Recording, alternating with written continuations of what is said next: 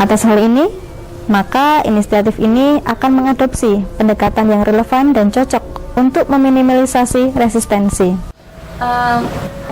Perbedaan yang terlihat mungkin pada pendekatan tentang bagaimana kita meredefinisikan ulang konsep maskulinitas yang selama ini ada.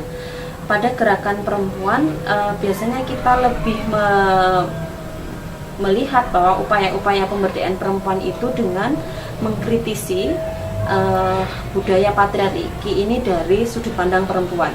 Nah, yang belum banyak dilakukan di gerakan perempuan adalah mencoba menggali lebih dalam bahwa ternyata budaya patriarki ini tidak saja merugikan perempuan, tapi juga merugikan laki-laki di satu sisi yang lainnya. Nah, ini yang saya kira menjadi perbedaan yang cukup bisa kita lihat dari gerakan ini dengan gerakan perempuan yang lainnya. Walaupun dua-dua gerakan ini memiliki tujuan yang sama untuk pemberdayaan perempuan dan untuk mewujudkan keadilan dan kesetaraan gender. Nah, jadi saya kira dengan pendekatan laki-laki baru melibatkan para penjahatnya itu sendiri, sejauh yang saya lakukan itu jauh lebih efektif. Stigma, ucapan-ucapan, respons dari masyarakat seperti yang terjadi ketika misalnya katakanlah mainstreaming gender memakai pendekatan yang lama, di mana eksklusif pembicaraan gender itu lebih terfokus pada pembicaraan hak-hak perempuan.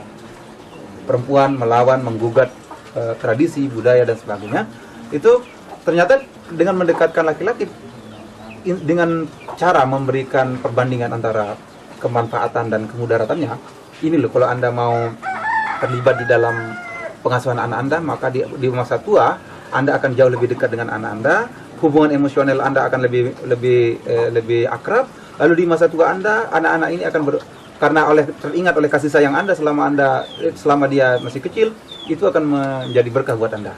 Si anak juga akan membalas budi dengan berbuat baik pada Anda. Tetapi coba ya, lihat dengan kondisi sekarang, ketika misalnya banyak orang tua kita, terutama laki-laki di Sasak ini, itu bersikap seperti layaknya macan di depan anaknya.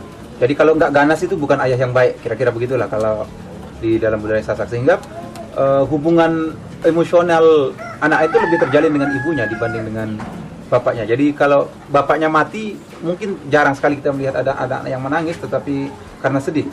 Malah saya pernah menemukan banyak orang yang mengatakan bersyukur, dan ketika memakamkan bapaknya dia bilang, oh ya, kita baru saja selesai memakamkan macan. Nah, tetapi akan jauh lebih besar dampaknya atau kesedihan si anak kalau ibunya yang meninggal. Nah, dengan mengungkapkan fakta-fakta ini loh insentifnya dan ini kemudaratannya. Kemudian orang-orang menjadi sadar, oh ya, kalau saya nggak mau melakukan itu, maka saya juga akan dampak negatifnya juga akan menimpa kepada saya. Karena juga saya merasa bahwa setelah saya merefleksi dalam diri saya sendiri bahwa saya tidak begitu berkomunikasi dengan bapak saya. Karena apa? Karena perilaku budaya patriarki itu. Maka saya bertekad untuk merubah sikap kepada anak saya. Saya harus berperilaku lebih harmonis, baik terhadap istri saya maupun anak saya. Iya, kita melakukan pendekatannya lewat pendekatan keagamaan dan juga memposisikan kira-kira kalau itu istrinya itu adalah bagaimana mereka memperlakukan istrinya ini, kemudian ada orang lain memperlakukan anaknya. Kalau Anda punya anak perempuan, Anda punya anak perempuan, Anda asuh anak perempuan Anda sampai umur 17, 18, 19, 20 tahun, sampai puluhan tahun Anda asuh. Tidak pernah ada yang bantu Anda untuk memberi dia makan. Tidak pernah ada yang membantu Anda untuk membiayai dia ketika dia sakit. Tidak ada yang pernah membantu Anda untuk menggendong dia ketika dia, anak-anak perempuan ini, misalnya tidak bisa jalan karena sakit, mengantar dia ke puskesmas dan sebagainya.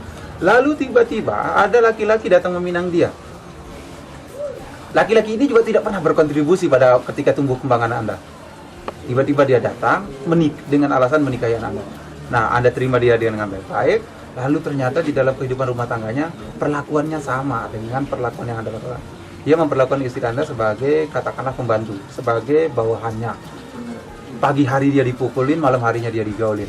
Sebagai bapak, mau nggak ada anak Anda diperlakukan begitu? Nah, biasanya semua bapak-bapak akan mengatakan tidak. Nah, kalau tidak mau, maka kita harus memberi contoh.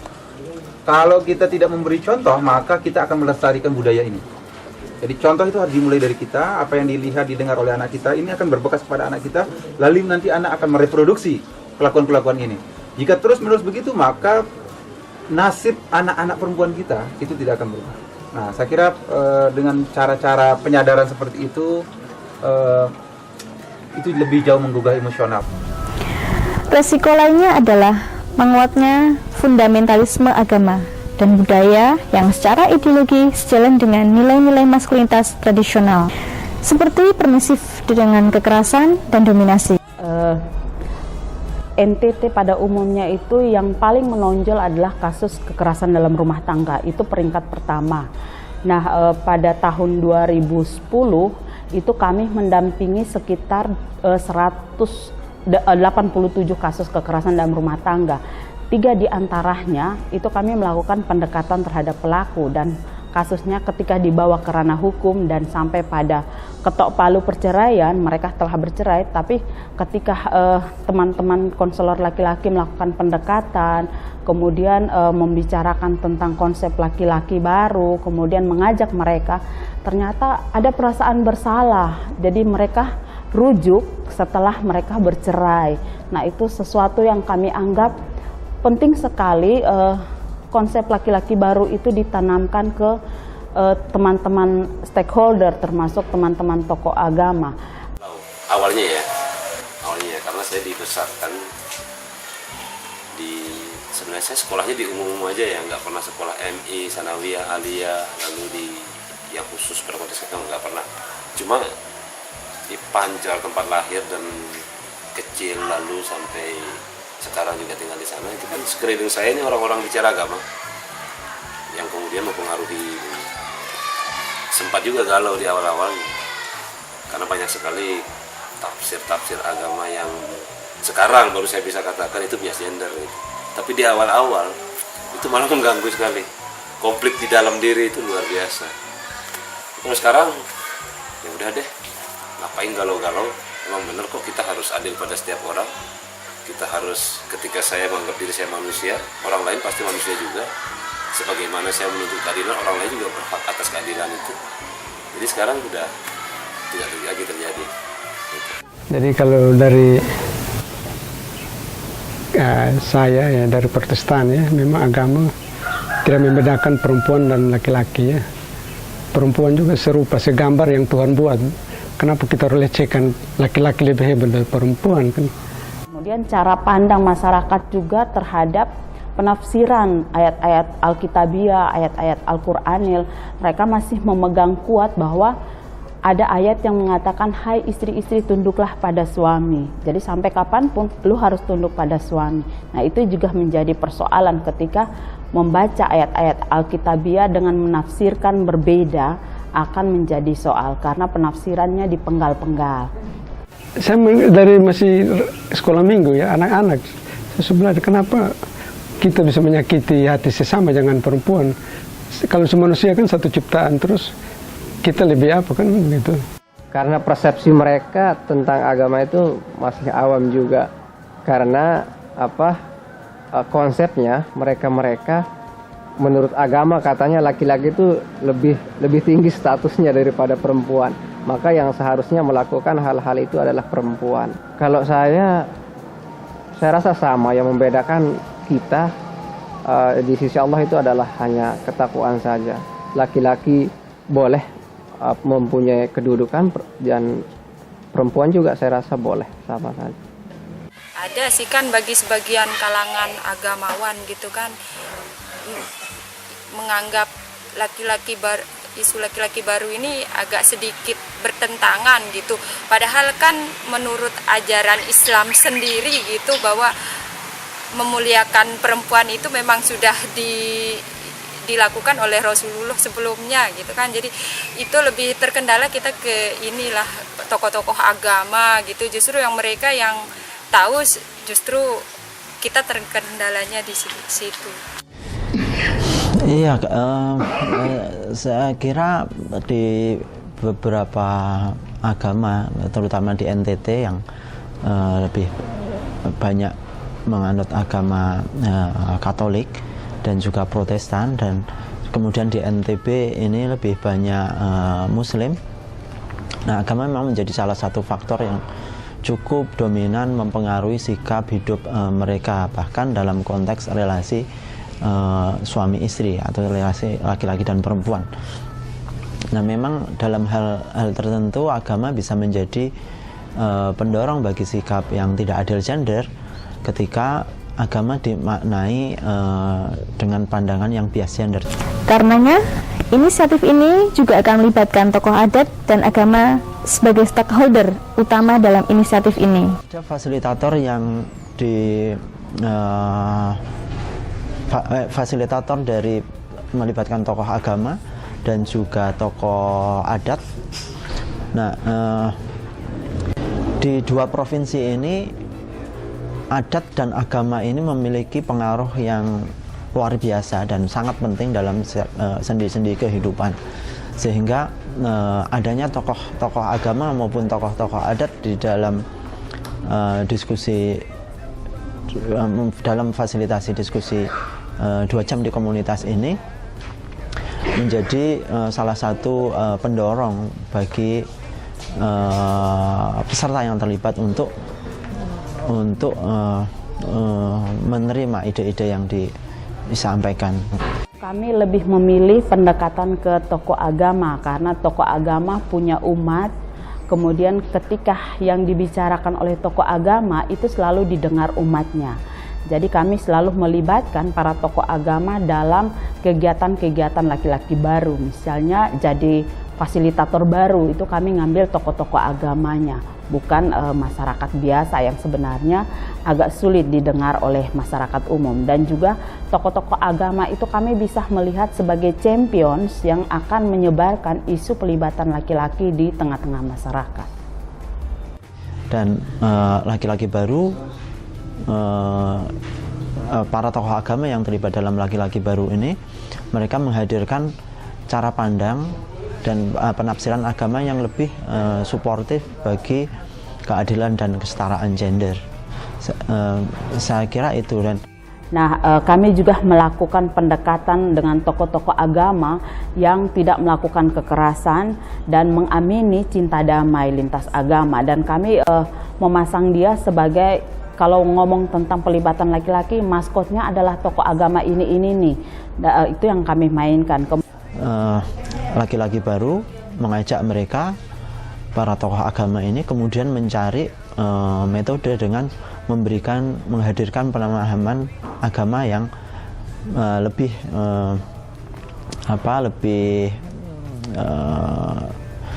dalam, dengan memberikan contoh-contoh tentang perilaku-perilaku yang dianjurkan oleh agama dalam memperlakukan laki-laki maupun perempuan.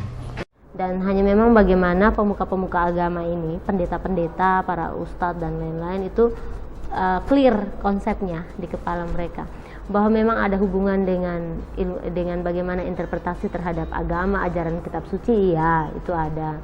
Tapi sejauh ini banyak kok pendeta yang akhirnya sudah mulai menyadari dan memperbaiki khotbah, cara konsep-konsep berkhotbah sesuai dengan konsep kesetaraan. Saya kira persoalannya bukan di agama, dan itu juga terbukti dari beberapa tokoh yang kita libatkan. Agama bisa juga dijadikan sebagai satu alat untuk mendorong perubahan yang lebih baik. Nah, saya kira persoalannya adalah pada interpretasi tentang agama itu sendiri. Ya. Memang ketika kita bicara soal pemahaman agama, yang perlu dilakukan adalah reinterpretasi, ya. Jadi ayatnya sama, tapi bagaimana kita mencari makna lain gitu, karena memang saya yakin bahwa satu ayat itu bisa dipahami dari berbagai macam sudut. Nah, tinggal kita mau dengan sudut pandang yang seperti apa. Meskipun agama juga diakui oleh masyarakat telah mengajarkan keadilan kesetaraan gender, tapi salah satu aspek yang cukup mendasar dari agama yang selama ini ditampilkan tidak cukup memberikan tools tentang bagaimana memperlakukan perempuan.